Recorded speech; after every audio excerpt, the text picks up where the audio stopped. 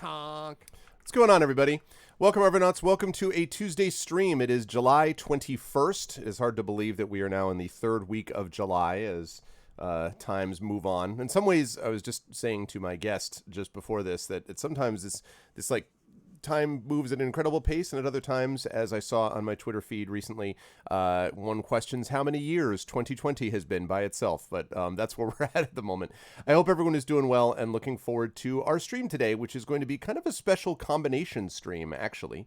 A special combination stream of two things. First of all, beginning with a little bit of surprise chat with my good friend Michael R. Underwood to talk a little bit about his book, which has a birthday today, Annihilation Aria, which, as you can see, as Publishers Weekly has said, a rollicking good time, and I quote. This is from Parvis Press, so we're going to have a chance to talk to him a little bit about what the process of writing that has been like. And then I'm going to move into the chat-chosen game of the month, which was determined by you to be King's Quest. So I'm ready to go. I've got my King's Quest stuff ready, and we will be doing that next. Then I will be over at Pen and Pixels, or I should say GOG.com, with my Pen and Pixel show, wrapping up The Witcher 3 Wild Hunt Hearts of Stone and moving into The Witcher 3 Wild Hunt Blood and Wine. And then after that's finished, tonight, this evening at 9 p.m. Eastern, we have the Arvocalist, the amazing voiceover team, with a new thing, which is Paper Mario, the Origami King. So Paper Mario, the Origami King I've been wanting to try this. I love the Paper Mario series, and I've been wanting to try this game since I heard that it was heading out. And so I was like, what better way to get the Arvocalist a little bit of a break from Ace Attorney, which is great, and we'll come back to it, but I thought, what better way than to do that and have a little bit of paper folding Mario fun with voiceover work from the Arvocalist. So that's what's going to be happening. I'm super excited about it, and I hope you folks are as well. Before we get underway, and I introduce my guest for today, and my vacation was pretty good nonstop. Thank you. Thank you very much for asking. Before I get into that, just a couple of reminders about ways to support us here. If you haven't done so already, please follow the channel. Check out the YouTube with !ArvTube, the Discord with !ArvCord, the Twitter with !ArvTweets. Thank you, Echo. You can always find the website at arvinelleron.com, which has the calendar and details of all of these sorts of things. And speaking of the things that you can do, you can also support us on the financial side by checking out the Patreon, !ArvTreon. That is currently sitting at $2.27 per month. And again, that really does make a difference. Thank you. It allows me to do things like commission the overlays that we did for JulyCon, for example, which were amazing. And I was able to pay for those thanks to the support of you in the Patreon, and also supporting my writing as well. So I'm very grateful for all of that. So !ArvTreon, cool stuff for you, cool stuff for the channel as well. !ArvShop is the merchandise area, which has Infinity and Beyond material, and also has Adventures in Middle-earth material, and soon to be other material as well.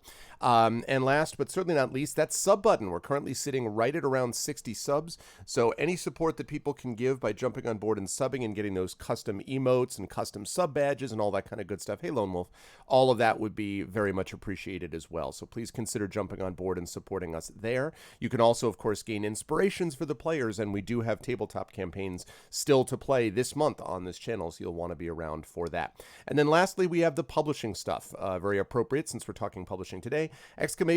Icarus. Now, I'm happy to say that Icarus and Jelinek is now out of pre-order, so now what this is basically gathering information for when the retail editions come due. Now, I'm going to have some special events that I'm going to be talking about. I'm not going to announce this yet, but on Friday I'm going to be announcing a special event that I'm going to be doing that is associated with Gen Con. I know some of you have been asking about that, and it may or may not have something to do with the aforementioned Icarus and Jelinek. I am very excited about how well these came out, folks. I can't tell you. And actually, I am looking actively for places to send review copies. So if any of you know particular reviewers or booktubers that focus on graphic novels, I have a whole list already that I'm sending out to. But if you know about other ones ones, please let me know. Drop me a line if you know of booktubers or YouTubers or vloggers or people like that who are interested in reviewing graphic novels, because we want to make a big push for this if we can. I'm very proud of this work.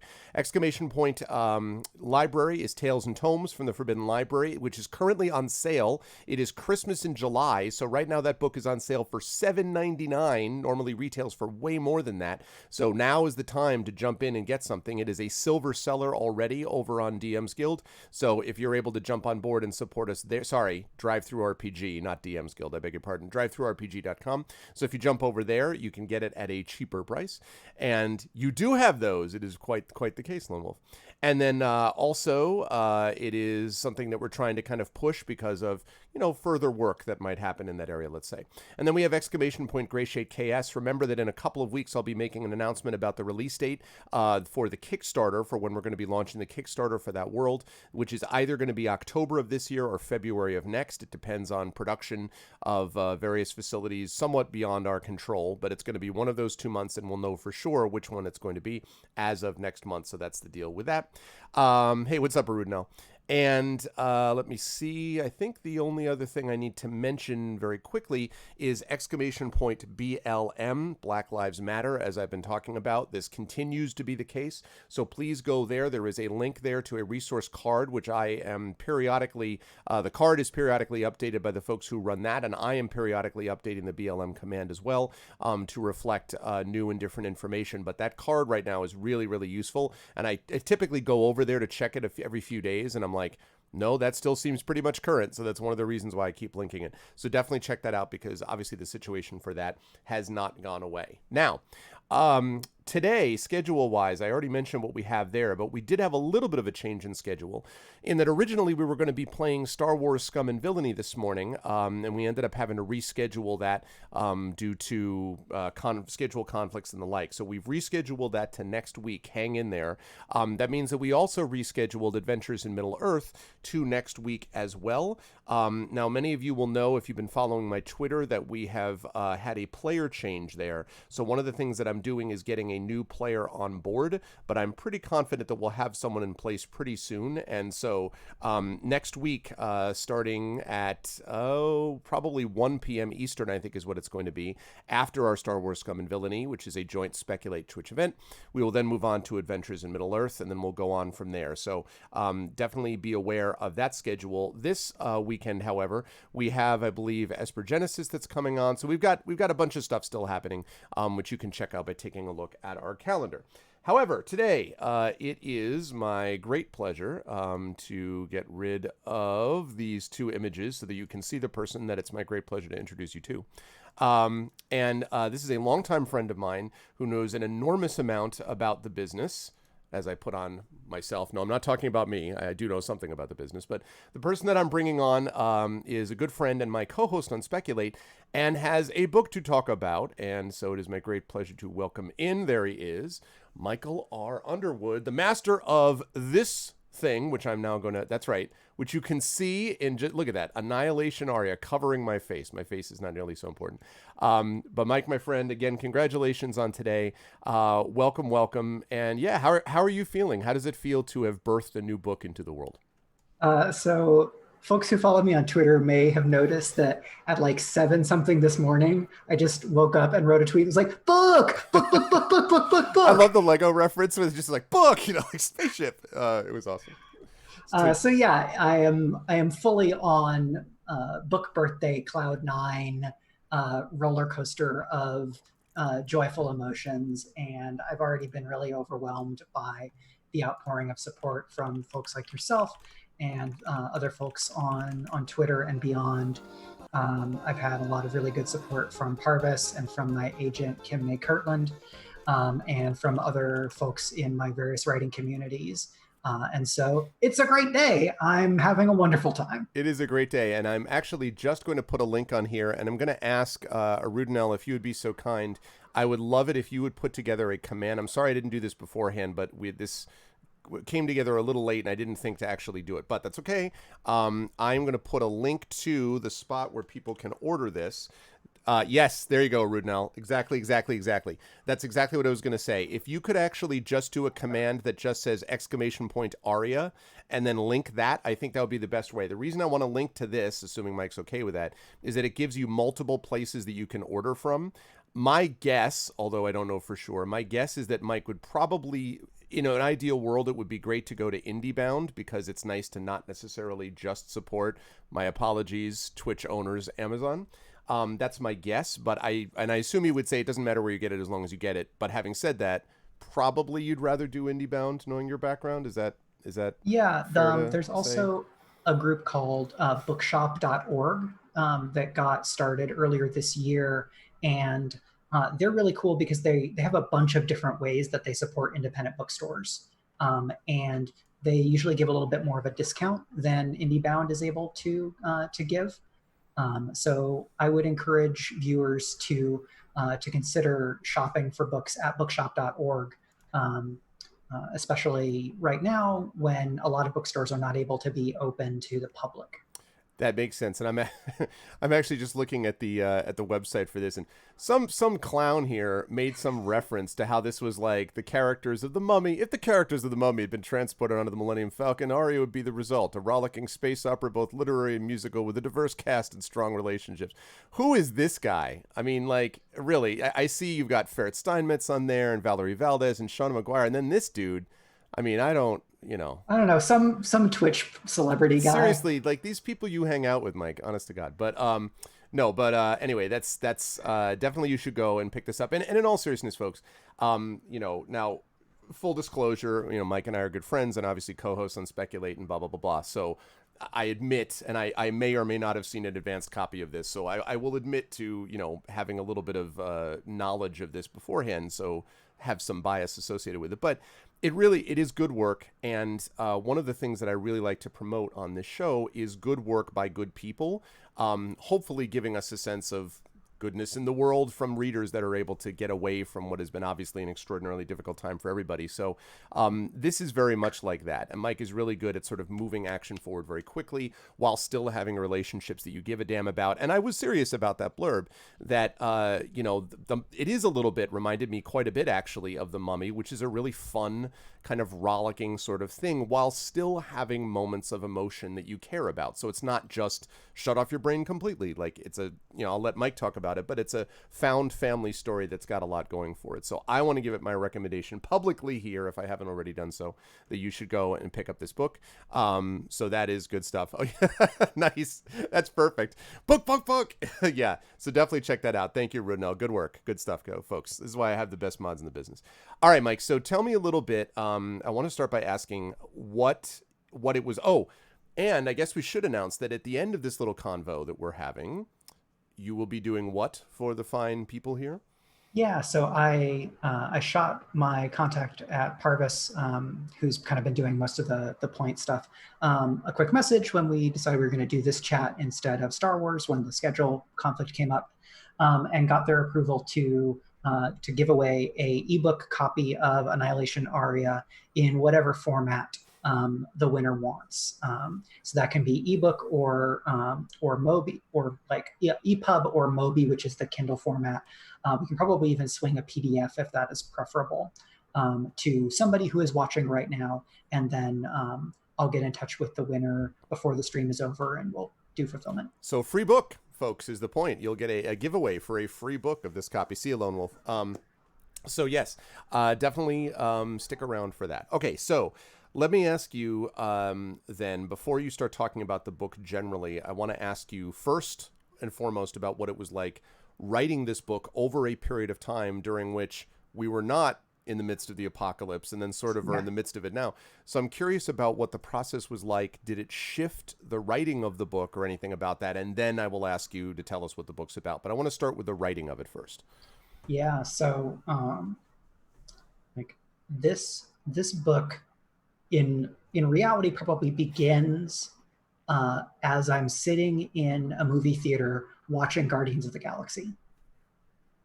Because especially the first time through, when I didn't know what it was going to be, I just heard like, oh yeah, it's pretty fun. And the use of music and the playfulness and the degree to which it was about finding family, even if you're a bunch of misfits, who really honestly need a bunch of therapy. Um, Yeah. and what they have is each other and misadventures. So I was talking with an editor acquaintance at a convention, and mentioning that I'd love to write a book that would make readers feel as much joy and like that sense of laughing so much your cheeks hurt, which I definitely got watching that movie and some other movies since, like especially Thor Ragnarok, or things in that category where it's like an unexpected Right. joy. Right. If I could write a book that would inspire any amount of that emotion, that it would be a really joyful thing. And so it starts from that, and the other big parts are wanting to tell a story about like a couple in a committed relationship where they've already gotten past the hurdles of like an adventure romance story. Like it starts way after where happily ever after would normally be in a story, and instead dramatizing a couple who they know themselves, they know one another, and their emotional investment in one another is so deep. And that really helped with the writing, especially like kind of over a long period of time. I had that emotional core of their investment in each other. Mm-hmm. And I grew and became more mature as a person and as a writer over the course of writing the book. And so I was able to kind of layer on that experience and those textures. So let me ask though, did you have to do a lot of backfilling, I guess, emotionally or stylistically then? Because you're talking about here not just the process of writing through an apocalypse, but also the process of writing through, changes in your own life, development yourself, you getting married. You had a lot of other things going on. So did that mean that you were constantly kind of retweaking? You talked about layering just now, but I'm wondering if you had to go back and tweak and readjust earlier stages or not, was as you were going through this. I definitely did some. I drafted the book in different stages, kind of pulling it off the back burner onto the front burner in between other projects. Right. Um, and I had already done a little bit of tweaking along the way. Once I got to the end, I kind of got to look at the whole thing and identify kind of what baseline I wanted to bring everything up to. And a lot of that tweaking ended up happening during the revision stage with Parvis, with my editor there, Kaylin Considine, who I give just a huge shout out and much appreciation to, because not only did she see and appreciate what I was doing with the book in terms of here are your goals. I'm not going to ask you to do anything about like reprioritizing that, because your book should be the book that you want it to be. But what she did was encourage me to continually go back and dig deeper and unpack emotion, where I think this is a trap that I can sometimes fall into as a role player, is that while I'm writing, I have a strong sense of the emotional depth of the moment. Mm-hmm. And if I were like in an actual play, I could perform it with body language and voice. Right. In text, sometimes I think in a first or second draft, I'm just going through and laying down plot beats, and I have a sense of the interiority, and I don't put it on the page as much. In revision, with Kaylin's encouragement and support, I was able to unpack more of those moments, and to be able to convey how much whatever was happening mattered to these main characters, so that those moments unfolded better. Okay, that makes sense. So, all right. So tell me. So now that I've gotten that opening sort of salve out of the way, give us the quick and get you're going to give this, of course, multiple 4 million times, but this is early, so it's before you have to fake the fact that you haven't said this already. But no, give us the pitch line of basically what this book is about and what people can expect when they go to it. And by the way, before you answer that, I'll just say to people, look at the cover while Mike's answering this question, because I really do think the cover did a really good job of capturing a lot of the feel of the interior of the book. But yeah, Mike, please let us know your summary of what the book is about that people can expect from it.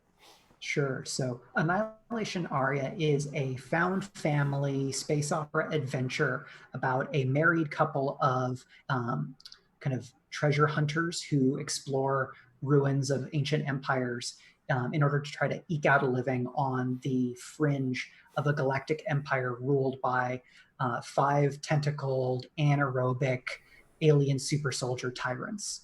And the touchstones are things like Guardians of the Galaxy, Mass Effect, Firefly, but also kind of the very old classic tropes in science fiction, like kind of the Earthman flung to a distant galaxy, a la John Carter, or something like Yep. Farscape. Yep. And it is a lot of folding in things that I love about space opera to try to have a story that is really fun and has some strong world building that reflects my kind of interest in how cultures are put together. It has the kind of action and fighting and choreography from my martial arts background. And again, kind of that strong relationship in progress aspect with the main characters. And it's got fun stuff like great sword, like kind of ridiculous space great swords, all of the like Buster Sword from Final Fantasy. Right. You've got like battle magic conducted by singing. It's got giant space turtles. It's got a cranky cyborg pilot who kind of goes like shoulder deep into her ship. Yeah, picking up the underused space giant space turtle niche. It's a subgenre that really has not had much love since ever. So I think that Yeah. we need more of that. Well, like because megafauna are fun, Right. and I chose turtles because I went to the National Aquarium here in Baltimore, and for a number of years, kind of the um, the queen of the aquarium was Calypso, like a giant sea turtle who's about 500 pounds and had kind of been brought in because she lost a flipper to kind of frostbite. And so she was there for a number of years. She passed away recently. But seeing a turtle, it was like 500 pounds is like, but what if even more? Right. 5 million tons instead. Yeah. Yeah, exactly. EK, what's up, EK? Gets turtles all the way down. That's right. That fits completely. So yeah, I love the description of that, and I guess this kind of had a little bit of how do I put this? Well, I'm wondering here because we talked about this yesterday off stream when we were just chatting, and this actually stuck with me a little bit about how you were obviously very conscious of the political moment. We've talked a lot about that, and conscious of sort of the political circumstances, and much of this obviously, but you started writing it before current administrations, and then you kept writing it during that time. But you said that you didn't necessarily, that you wanted to keep it at what you described as the Star Wars level of fighting oppression, I believe was your term. So I wonder if you could explicate that a little bit for us. Like, what does that mean to keep it on a Star Wars level? Because obviously politics and political engagement is very important to you, but also writing the right kind of book is important to you. So I'm wondering how you kind of squared that circle with this. What is a Star Wars level of engagement with fighting oppression, let's say? Yeah, and by that I think I mostly mean the saga kind of Right. the tone in the saga, because I think Rogue One does a great job of going to a darker place Mm-hmm. in terms of what the lived reality of being under an oppressive empire is. Um, so like Star Wars has some tonal range, but I think I'm mostly talking about the saga where there is a big galactic empire and you can feel some of the impact of what it means to be under an empire versus a republic in terms of what freedoms people do and don't have. Right. And with Arya, I found kind of post November 2016, I was sharpening my knife a little bit writing the book and put a bit more of an edge on it in terms of so the Vasenk are this species that they're all like 5 to 8 or 9 meters tall, and any one of them can strap on like a jetpack and pull out a space shotgun and take on like a small cruiser because they're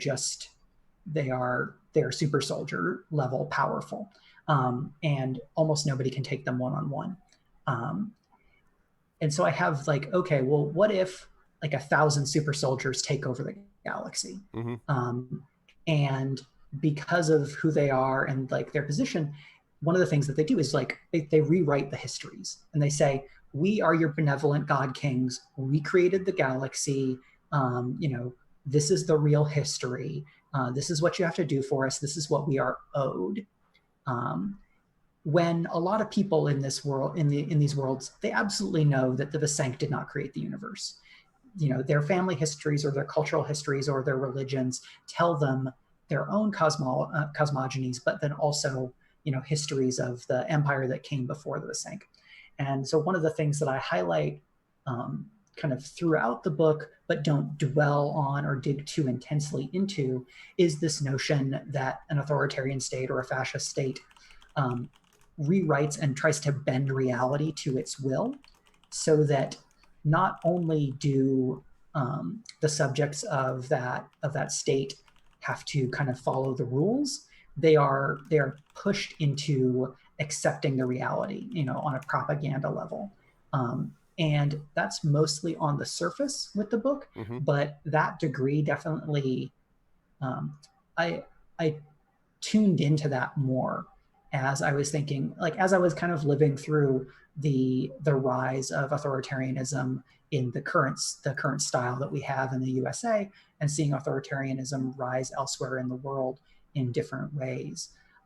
But tonally, I wanted the book to still be kind of heroic, adventurous, and the kind of book that is an escape from scary times. Right, because I wanted to ask, because if you had not done that, if you had sharpened the knife further, right, what would have happened? And obviously you're capable of writing books that would be like that elsewhere.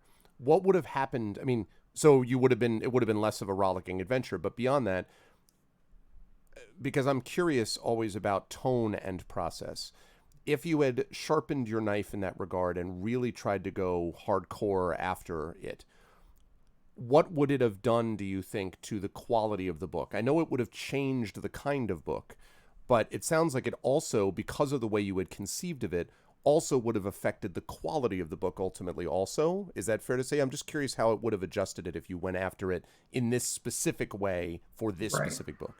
Yeah, I think if I had wanted to take the type of Star Wars tone from original trilogy to Rogue One, where things feel more dire and kind of almost like the film grain itself of Rogue One is darker, more muted tones, you know, with occasional exceptions like Chirrut's cape and things like that, where the weight is more keenly felt, I think, in Rogue One. Because I didn't start there, I think I would have had to do even more revision, and I would have had to kind of reevaluate some of the central premises of the book. Like, okay, it would have been, well, what is it to fight for the person that you love in terrible times? What is it to try to navigate around the edges without being swallowed by the state? I think I would have had to treat some other things with much more seriousness. If like, okay, here's the level that I'm operating on, I would want to bring everything to that level. And I would probably be leaning away from some genre conventions and some tropes that I have in the book as is. Because I think at any tonal level or kind of strata within a subgenre, you have like certain things that you can and can't get away with. Right. And I think in something, you know, leverage is another one of my touchstones for a lot of my work, especially in genre knots. Great series. You know, there are parts of different genres where you can get away with things because they're not the point. And I think in a work where the gravity of the authoritarianism and the fascism of the Visank Imperium was more keenly felt, I would feel like it was narratively responsible to bring that gravity to everything in the book. And like, I think those effects would ripple all the way through the book. And that version, like Annihilation Aria Rogue One, would be so different. It would not be a rollicking good time, right? Like it would be very good, but it would be a different kind of book entirely. Right. And I think that would extend even to the cover. I think everything about how we presented the book would need to reflect that the tone of the interior. And that kind of brings up something that I have thought a lot about, especially since my time at Angry Robot or developing during that time, is that there's a point at which a manuscript has to become a certain book. Like books can be revised Yep. and reimagined and repositioned Yep. up to a certain point. At a certain point, you're like, this is the book that's going to be. And the packaging and the copy and the cover all have to point in one direction. Yep. This is also one of the reasons why you need a sort of focused, you either have a single author or a very focused group of collaborative work, along just a couple of lines, because there needs to be some coherency. This is why orchestras don't play without a conductor. If you think of yourself as the conductor sort of trying to generate a through line, at a certain point, novels that are focused group suck. And they suck because they're coming from multiple different visions of the same thing. And I think sometimes there's a feeling these days, I noticed this also, the reason I asked you about that was I noticed sometimes there's this sense that every book has to do everything for everybody.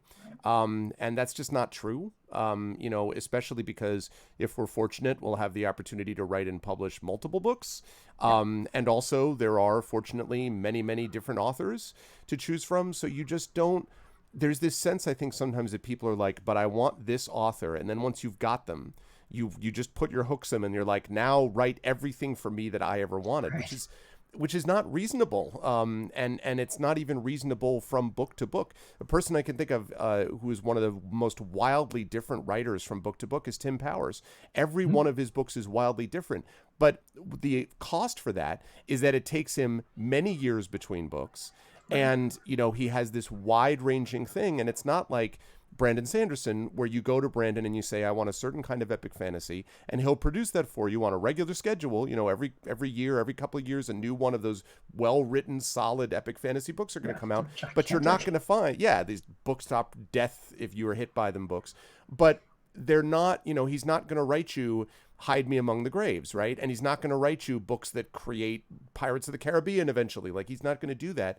And Tim Powers will do that, but at the cost of having a big gap where he's almost like resetting his brain space, it feels like to me, to get into this new stage. So I think, was it difficult ever for you to maintain that sense of coherence about it? Did you ever have this urge where you're like, damn it, I'm going to flip tables, I'm writing this now? Or did you ever feel the urge to do that with this book? Or did you think, were you always pretty like, no, this is the line I want to stick on? Yeah, I think there were definitely days when I was doing my best to sublimate my anger at the world into the book. And so there are probably little patches of that draft that are a lot angrier or a lot more dire, and that I had to try to even out or fit within a tonal range in revision. But like you said, I can write other books. And the novel that I just finished earlier this year and that I'm going to start revising is much more overtly political and sociological. So the tonal range is not a rollicking good time. Right. It's much more, I'm trying to attend a bit more to kind of the emotional reality of a world, of our world in a specific set of circumstances. And so I can write the kind of rollicking good time anti-fascist space adventure, and then I can work on this book, which is, a lot more inspired by kind of direct action and like post 2016 political mobilization that a lot of people have been doing, and people find themselves moving left and kind of finding community and ways to kind of make change in the world. Yep. And those are both things, they both come from emotional impulses that are very important to me, but they're going to be very different manifestations. And I could put them next to each other and go, okay, these are both anti-fascist science fiction, but along other axes, they're going to be very different. So speaking of that, now I know this because I am part of your Patreon. So this is book one. It's titled Book One. There is no guaranteed second book or third book or sequels down the line. But presumably, although you tried to close things off somewhat in this book, at least in a reasonable way, there is room to talk more about some of the characters and kind of the style that you've written. So can I take it from that you would like to write again in this world / universe, and also in this tone that Yeah, we just discussed? working on this kind of other anti-fascist science fiction book has been really fun because it's been a stretch, but because it's been a stretch in that way, it has kind of it's taken a lot out of me. If I were like, if Annihilation Aria like totally takes off and it finds a huge readership and people love it, and you know the economics of writing another book work out, I would absolutely love to go back. And I have a pretty clear, like already pretty clear sense of what a book 2 would be. Okay. And I think people who have finished the book may have a decent sense of at least some of what that involves. And I think beyond a book 2, I would probably reevaluate whether I wanted to keep Max and Lara at the center, or whether I would start to spin off the way that sometimes you get series of standalones, or like Shauna Maguire's Encrypted series has a family at the core, and then every few books she will jump to a new POV character. I think that setting has a lot left in it that I can do something with, but I'm not sure that I want to drag Max and Lara through 3, 5, 7 books. I think at a certain point, I would want them to be able to, You wanted to having be able to had, retire yeah, nicely. having had adventures beyond what a different series is happily ever after would be. Right. I do want to I would want to give them that chance to just be together and happy, and not have to deal with like gigantic scale things. See, that's interesting, because what you get from a lot of people, much of the time, it seems to me, is this sense of, what you get a lot of the time is this feeling like you hear from authors this thing about, you want to throw, put characters up in a tree and throw rocks at them. You want to put them through hell. You want to, destroy this, that, and that. Like, you get a lot of this sense that a lot of it is just being mean to your characters. And I don't often get, I don't know whether that's all just sort of like a self-aware, ironic pose or not, but you don't often get, it seems to me, a sense of someone who's actually rooting for their characters to have an endpoint.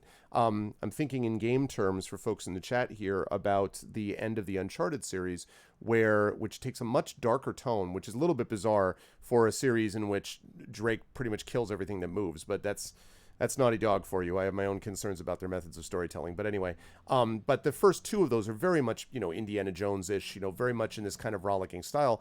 The last couple are really much darker, and there is a sense that like there is nothing at the end of it, and that was jarring for a lot of people, and I'm not sure whether that strikes me as it was the best choice for them. I'm not sure whether you couldn't have done another version of yeah, it's no problem, Rude. No, it's okay. I'm not sure whether another version of that story couldn't have been told with different characters and might have been just as or more effective.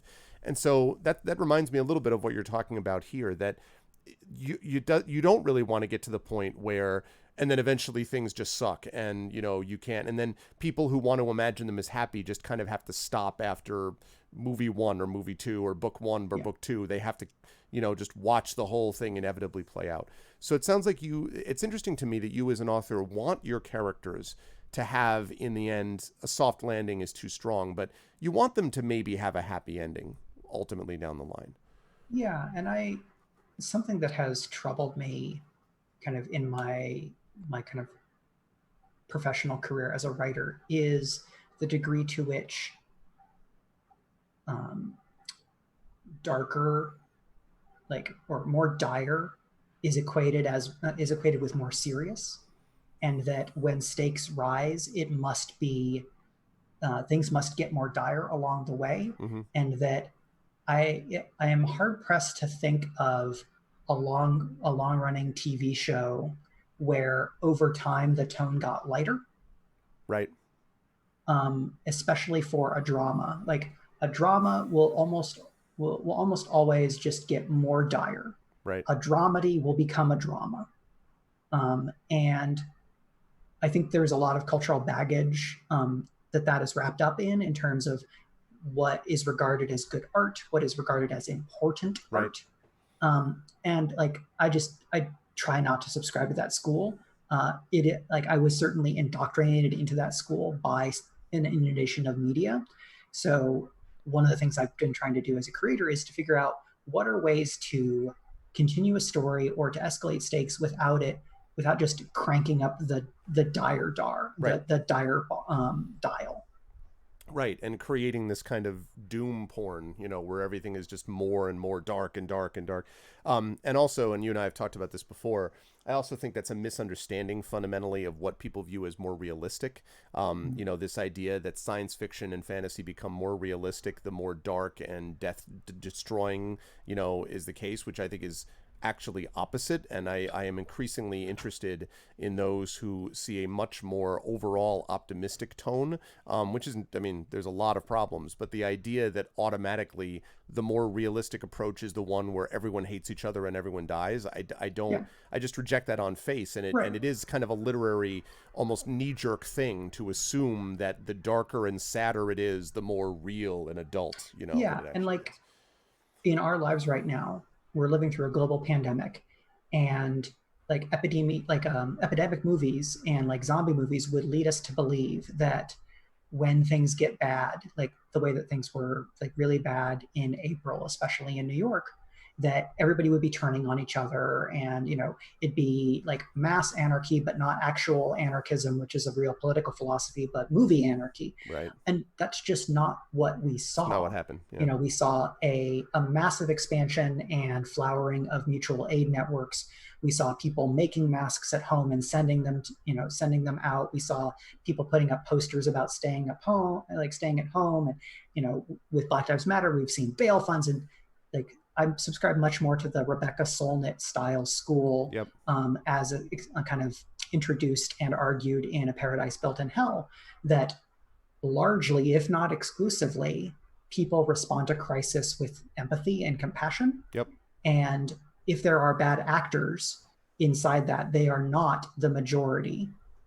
I'm telling you, this oh man, it's fascinating. Rutger Bregman's Humankind hits every one of these points dead on. And the more that I sort of encounter people and speak to people about a variety of different subjects, the more that's just repeatedly confirmed for me about how what you're describing is actually more realistic. All right.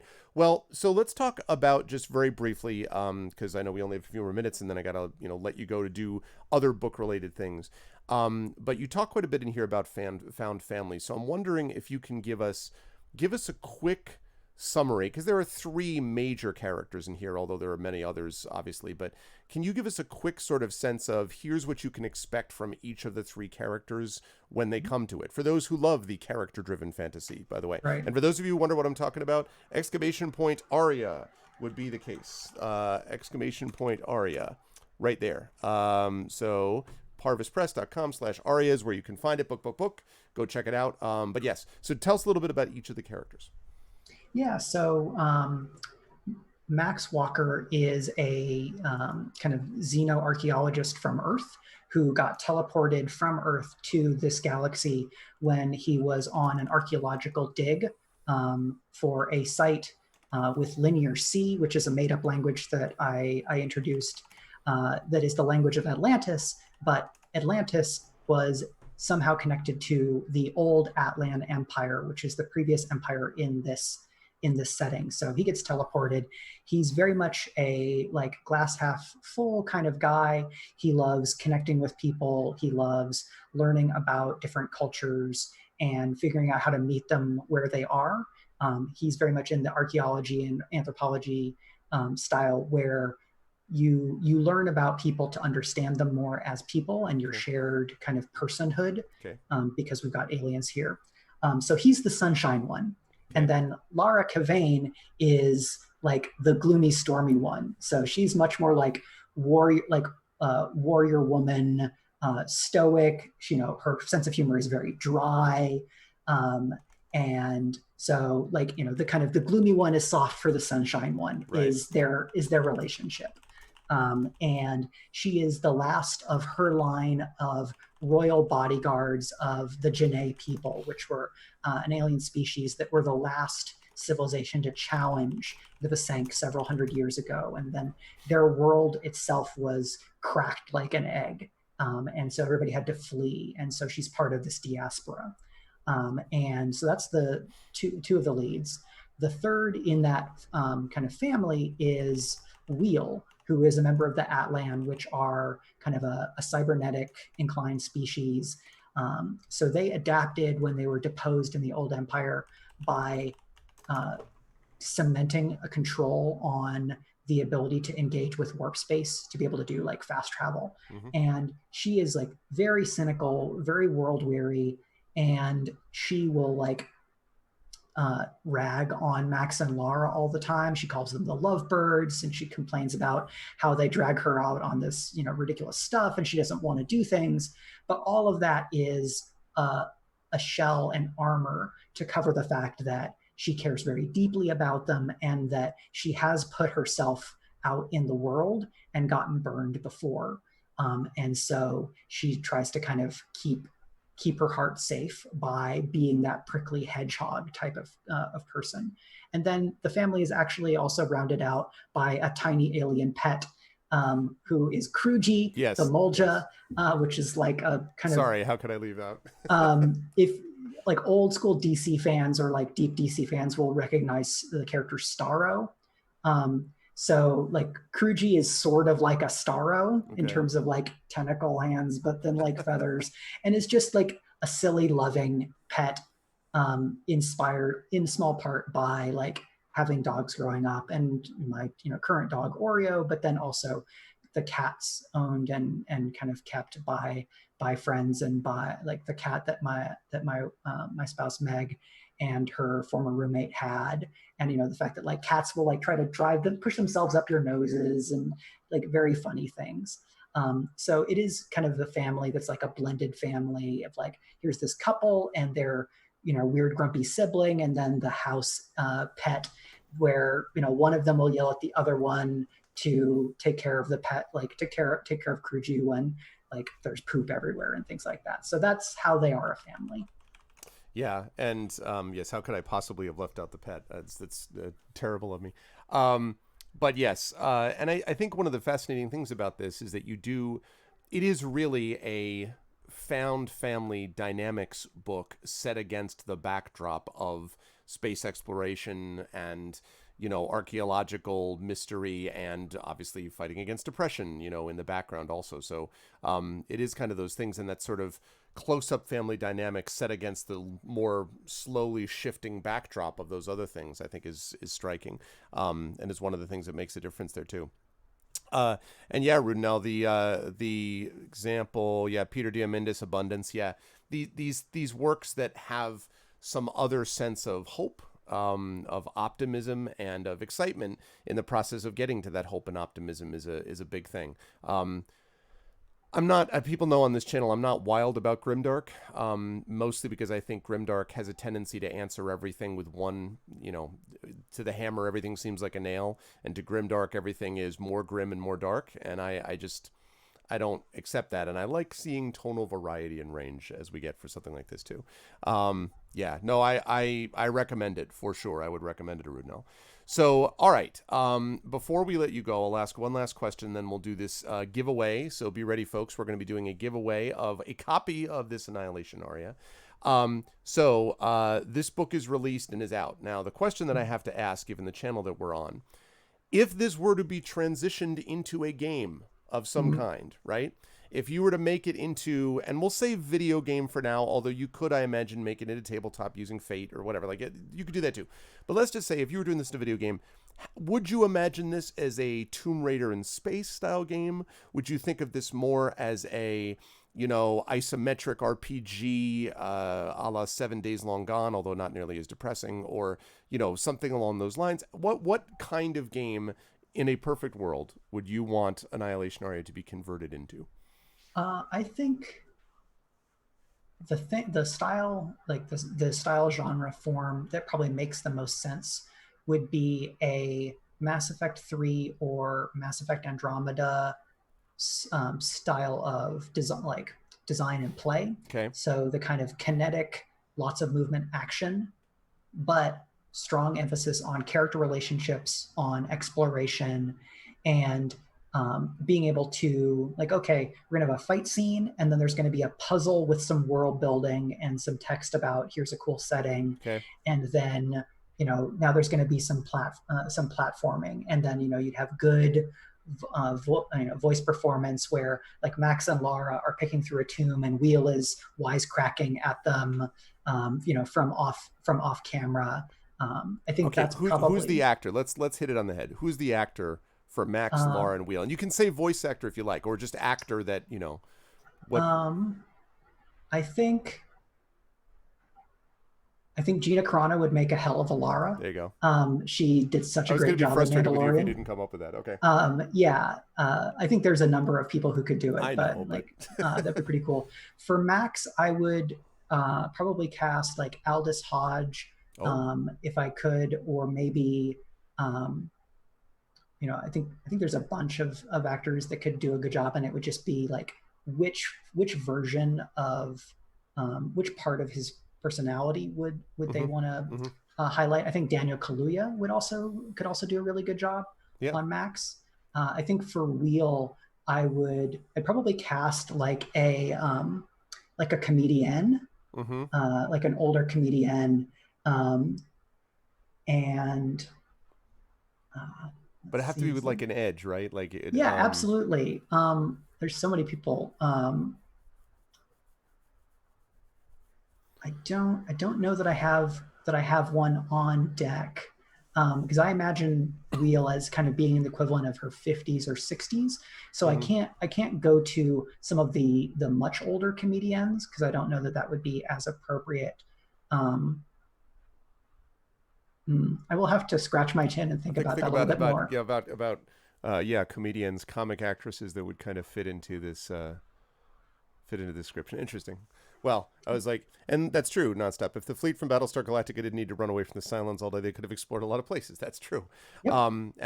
And that really was kind of the reason that Star Trek succeeded was it was of course episodic. It allowed you to explore planet to planet, and it was fundamentally optimistic, which is one of my frustrations with Star Trek Discovery, which I personally, people have disagreements. I personally think kind of lost the plot because I think I don't think it's going in the direction that the series was intended to go, and I think it ends up feeling like a lot of other series that do the same thing, except they all do it better than Star Trek does. I think Star Trek does episodic and optimistic better, in my opinion. But anyway, that's just me.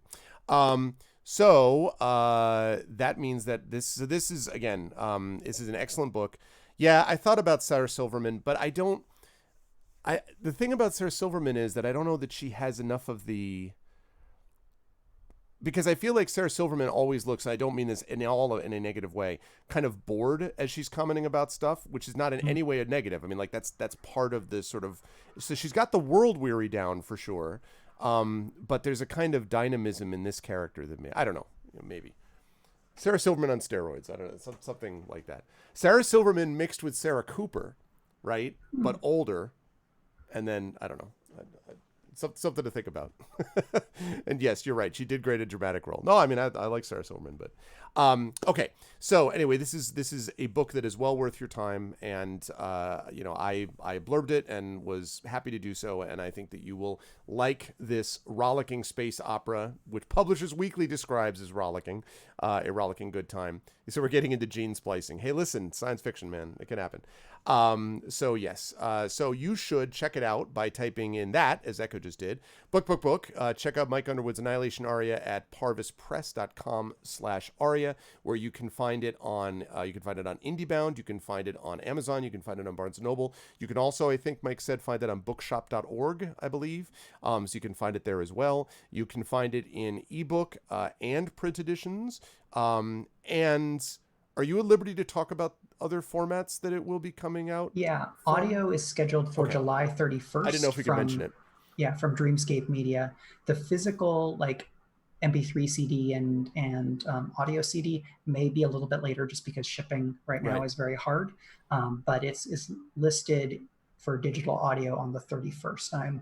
I hope that will be Audible, Apple, and everybody else. Okay, cool. So yes, so there is going to be an audio version of it, which is going to be out. So you should check that out too. All right, so let's talk about giveaway. So you, those of you who have been interested in this conversation and are like, I must get this book. Well, we're going to give you away a book. So we are going to run a giveaway here, and let's see if I can remember how to do the bloody giveaways. This should be interesting. So let's call it. No. I was about to say Annihilation, and I'm like, I just don't feel like using that as the giveaway word. I don't know. All right, let me see if I did that right. I did. Huzzah! Okay, so if you're interested in this, type in Found Family. If you were interested in winning a copy of this very book that I just discussed. Found Family. Please type this in if you are interested in winning a copy of it. And then this will be delivered to you by the author himself. Will present this to you. He will come to your house directly. No, he will not do that. He will fly in on the back of a drone and will deliver you this thing. These are all true statements that I'm making. But yes, type in Found Family if you are interested in winning this. And yeah, and I would say also, even if you do not win this, and even if you're not able to buy this right now because of finances or whatever, but you're going to do it down the line, please make sure to spread the word. Please let people know, because I can tell you from personal experience that having people talk about this in multiple arenas in multiple ways is hugely important. Mike's gotten a lot of mentions for this book in the lead up to it, and today he's gotten a lot of mentions on social media, which is great, but it needs to continue, and the more different little... It's sort of if we could think of a positive corollary to the pandemic, right? Where there's a little, thing happens and then there's a little spread and little spread. This is a good spread, right? This is the kind of spread that you want, where people will talk about it over here and talk about it over here, and you'll see these little bursts of interest. And the only time when you want to be a super spreader. Right. This is the only time that pandemic is good, would be in this particular situation. You need to expand your bookshelves. That might come at banking goes well. Nice, Echo. Yeah. Hey, listen, I know that feel. I need at least one more bookcase, and this is after way cutting down on physical books that I bring in, but yeah. Okay, so last call here. Last call to get this in. There we go. Current chance of winning is 33.33333%. We only have 3 people entered. This is your chance, folks. This is your chance to get involved on this. Maybe other people have already bought a copy. I'm sure that's it. I'm sure they've already gone that. I might have to build a reading room. Exactly. Listen, no, that's fine. There was, my dad, one of my favorite books in my dad's in our house that I lived in when I was growing up for between the ages of 2 and 6.5 or so in New Jersey was The Study. And it was basically a library, and he would have his desk back here, and he had 5,000 books. So he would stack them on these shelves, and they were sort of a spiral design. So his desk was on one place, and you could go in and then go around and around and around to the sort of center, which was great. Like if you're young and if you happen to be like I was a book kid and a book nerd. So being able to be in there, just sort of quietly reading was pretty sweet. And yeah, so I'm all in favor of those kinds of rooms. It's not 22222. No, it is definitely not. It is 33.333. All right, last call here. Last call. Isn't every room a reading room? Well, it can be. It can be. Every room can be one, Trish, but 33.3, repeating, of course, percentage chance of success, exactly. All right, I will use a debilitating shout and Leroy. Okay. All right, here we go. Last chance, folks. Otherwise, I'm going to stop the giveaway. Going once. Going twice. Trishy Matz has won. Wow. Woo! Trishy Matz has won. And let me tell you, the nepotism involved here, okay? Because when we're talking about Trishy Matz, who also does Skiffy and Fanny, Mike does Skiffy and Fanny. So you can see this is all a massive plot. The leftist plot has been brought to this channel. It's a book laundering scheme. It's a book laundering scheme. We're like, all right, we'll set it up. Now we'll make it seem like a real thing. We know that because ECAG did not get into it, because if ECAG had joined, ECAG would already have won this, because ECAG wins every giveaway. So anyway, congratulations, Trish. And so I don't think I need to worry about getting you in contact with Mike. I think Mike knows how to reach you. But in any case, you can speak to each other, but congratulations, Trish. And that's good, because Trish will definitely get a lot of use out of it for sure. So that's going to be awesome. So, all right, folks, you know what to do to spread the word far and wide. I'm going to let Mike go off to other promotional events. Ballsteg just pre-ordered the audiobook. Looking forward to listening. Congrats, Michael. Thank you, Ballsteg. Thank you very much for doing that. And thank you, sir. And I think it's also, Ballsteg being from Athos Arts, it's very much on brand, I think, for what Athos is interested in too. So I think that fits. So, Mike, my friend, again, congratulations on everything. Well done. And I wish the best for this book. Obviously, we will speak more about it, and we will see you back here on this channel doing some Scum and Villainy Star Wars Speculate, of course, next week. But thanks. Anything else you want to say before you take off on Annihilation Aria related matters? Well, thank you so much, R, for kind of putting this together real quick when schedules changed, and kind of giving me a bit of stage and the chat about the book. It's always really fun to get to share kind of what's going on for me about a project and behind a book. Yep. And this has been an hour where I have not been checking my mentions and trying to refresh Amazon to see if new reviews have come.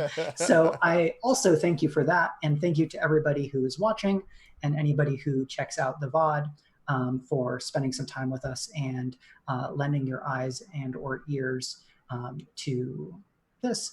I hope everybody who reads the book enjoys it. And you can find more from me at michaelrunderwood.com. Good stuff. Thank you, Mike. And everyone, of course, don't forget !Speculate, where you can check out Mike's and my actual play podcast that is doing two things at the moment, Blades in the Dark with Brandon O'Brien and Star Wars Scum and Villainy, which we swear it is going to start officially. Like, it's just a variety of factors, but it is going to start. We're very excited about it, especially with this discussion we just had. I'm super excited to do things in space, so we will do more of that. Mike, my friend, thank you very much. Chat, can we get some love for Mike? And I will talk to you soon, sir. Bye, all. Alrighty. Okay, good stuff. So thanks, everybody. Yeah, that came together fairly quickly because we thought that we might do something like this. We weren't 100% sure. So go get this. Go get that. Rollicking Good Time. Bam. I love that cover too. I love this thing with the ship heading towards the floating pyramid and it's really, really nice. So, Rollicking Good Time, let me tell you. Publishers Weekly, that means something because they are not always so kind to books about that they are reviewing. So, all right, with that said, folks, it is time for us to move on to something else, which is what you all asked me to do, and that is King's Quest. So, if you give me a second here, I'm actually going to switch over first because, as you may know, sometimes OBS does not like it when I switch over and it sometimes freezes.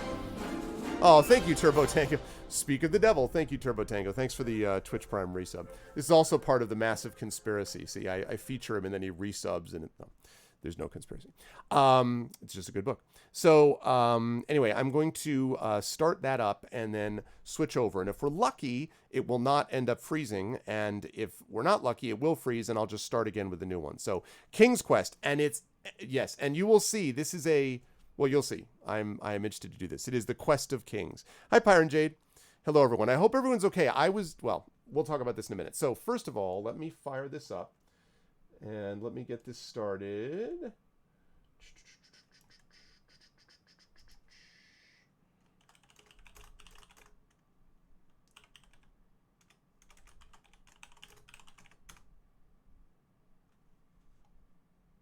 Hold on one second.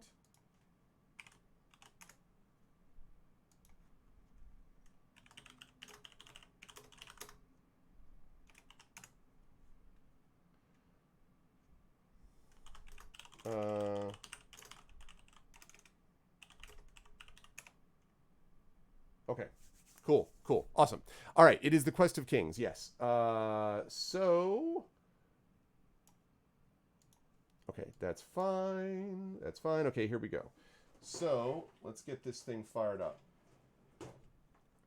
for King's Quest. Now I have to ask, as we're getting this started, how many people have played any of the King's Quests?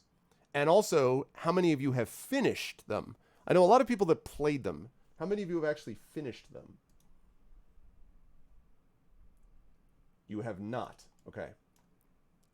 I'm a little surprised, Echo. I would have thought you might have played a little bit of it at some point. Whoops, sorry. Sorry. Completely wrong. Nope. I really hate that they set this up this way. Sorry. There we go. That's what I'm looking for. That's what I'm looking for. There we go. You have not. You haven't finished any. Ah, all right. See, it's important to get a sense of that, Byron. Yeah, so the thing about King's Quest, I have a complicated history with these. I played these quite a bit when I was younger. Um, and I'm always kind of on and off. I have a love-hate relationship with adventure games. I like them. I like the premise of them. I don't like oftentimes there's a kind of logic to adventure games that sometimes frustrates me and eludes me. So, a good example of this is my father used to not like crosswords, and I never really understood why until I realized that really they're asking you not for what you would expect they're asking you for. They're asking you for something different, a different kind of logic which only fits within the crossword world. And I feel like that's often the case with adventure games, where I'm like, point and click style, where I do stuff and I'm like, okay, I guess. But it's not the way that my brain usually works. And so even though I do like puzzle games, I find myself often liking the environment of a game. For example, Myst. I find Myst one of the most extraordinarily atmospheric games I've ever played. I love the atmosphere. I hate the puzzles. The way that they set up the puzzles in Myst are so obscure to me. And I had the same reaction to Grim Fandango. I liked the outer sort of shell of Grim Fandango, but those puzzles just, I was like, what is this? Like, I just, bleh. So, hey, what's up, Rogan? So anyway, yeah, it's a thing. So King's Quest was always that way for me also. I did play and win the first King's Quest, and I played some of the second King's Quest, and then I played a little bit of the third, and then I was like, because it was getting into too much adventure logic for me, for what that's worth. And so I always find that kind of an interesting scenario. Okay, cross your fingers. I'm about to turn this on. Let's hope this works.